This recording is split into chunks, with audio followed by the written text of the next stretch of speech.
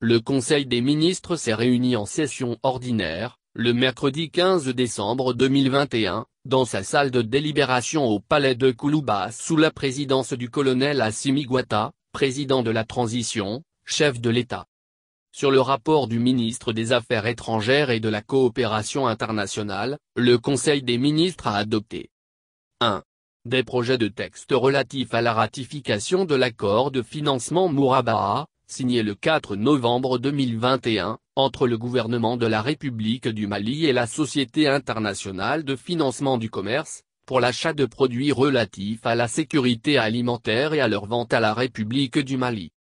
La Société internationale islamique de financement du commerce met à la disposition de la République du Mali un financement d'un montant de 15 millions d'euros, soit 9 839 355 000 francs CFA. Cet accord est initié dans le cadre du programme de renforcement de la résilience à l'insécurité alimentaire et nutritionnelle en faveur des populations cibles. Il permettra à l'Office des produits agricoles du Mali de couvrir une partie de son déficit en produits alimentaires, de disposer de moyens supplémentaires pour faire face aux besoins cruciaux du secteur et de respecter les engagements dans le cadre de la résilience à l'insécurité alimentaire et nutritionnelle. 2. Des projets de texte relatifs à la ratification de l'accord de prêt, signé le 14 septembre 2021, entre le gouvernement de la République du Mali et le Fonds qatari pour le développement, pour appuyer le secteur de l'éducation en République du Mali par le biais de la Fondation Éducation à Boval. Par cet accord, le Fonds qatari pour le développement met à la disposition du gouvernement de la République du Mali, un prêt d'un montant de 24 500 000 dollars US, soit 13 798 400 000 francs CFA environ.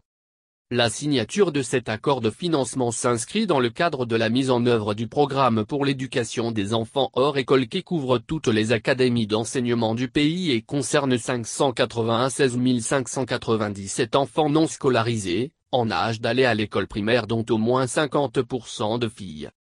La réalisation du programme financé contribuera à garantir l'accès à une éducation de qualité et à maintenir les élèves dans les zones cibles. 3. Des projets de texte relatifs à la ratification de l'accord de financement supplémentaire, signé à Bamako le 1er octobre 2021, entre le gouvernement de la République du Mali et l'Association internationale de développement, concernant le projet de mobilité et de connectivité rurale et la modification de l'accord de financement initial. Par cet accord, l'Association internationale de développement consent au gouvernement de la République du Mali un prêt d'un montant de 12 500 000 euros, soit 8 199 462 500 francs CFA. Le financement additionnel vise à restructurer et à couvrir les dépassements de coûts du projet initial liés, notamment à la réhabilitation des infrastructures critiques dans le centre du pays. La réalisation du projet permettra d'améliorer l'accès routier des communautés agricoles au marché et aux services de base dans la zone du projet et d'appuyer les efforts du gouvernement dans la lutte contre la pauvreté. Au chapitre des communications. 1. Le ministre de la refondation de l'État, chargé des relations avec les institutions a informé le Conseil des ministres de l'état d'avancement des préparatifs des Assises nationales de la refondation. Le Conseil des ministres a noté la bonne tenue des Assises nationales de la refondation au niveau des communes sur toute l'étendue du territoire national. Cette phase qui s'est déroulée dans 649 communes a suscité l'engouement des populations. Les participants se sont exprimés en toute liberté et ont abordé avec enthousiasme et détermination l'ensemble des 13 thématiques. Ils ont fait un diagnostic sans complaisance de la gravité et de la profondeur de la crise, de ses enjeux et des réformes globales à opérer.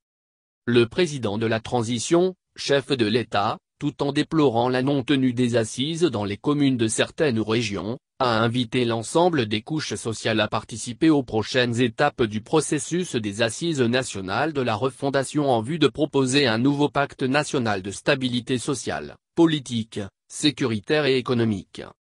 2. Le ministre de la Santé et du Développement social a informé le Conseil des ministres de l'évolution de la maladie à coronavirus marquée par une forte augmentation du nombre de cas testés positifs par rapport à la semaine précédente.